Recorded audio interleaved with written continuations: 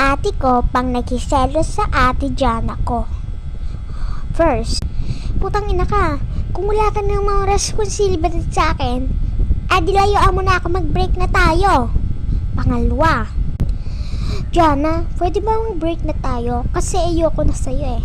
Si Dave na lang gusto ko. Pangatlo, Jana, makipag-hiwalay ka na sa akin, ayoko na sa'yo, please. Hiwalay mo na ako, may iba na ako, sige na.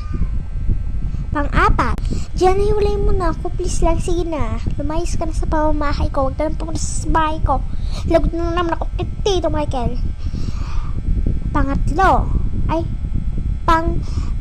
hanggang 5 lang to guys ha. Pang-apat, kung wala ka na ng mga responsibilidad, hiwalay mo na ako, wala ka nang pakialam doon.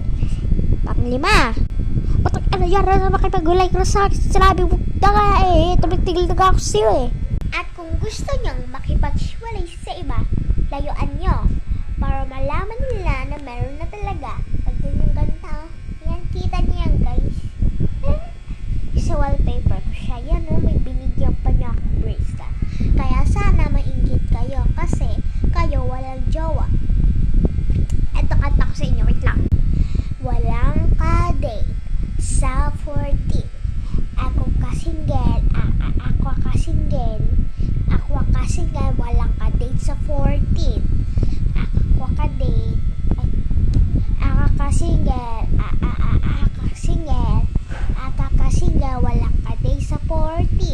Ako may ka-date kasi may magbibigay sa kasi doon sa classroom namin madami magbibigay ng flowers sa akin kasi maganda. Alam niyo naman yun. Kaya ako sa inyo, ngayon lang ako nag-video. Kaya, higa na lang tayo next. Katulad nito, hampas ko to sa inyo. Kita niyong habanan. Ha? Kaya ako sa inyo, makipag-iwalay na kayo. Ang gusto ko lang, ayoko ng chocolate. Gusto ko sa inyong lahat, maghiwalay na kayo lahat.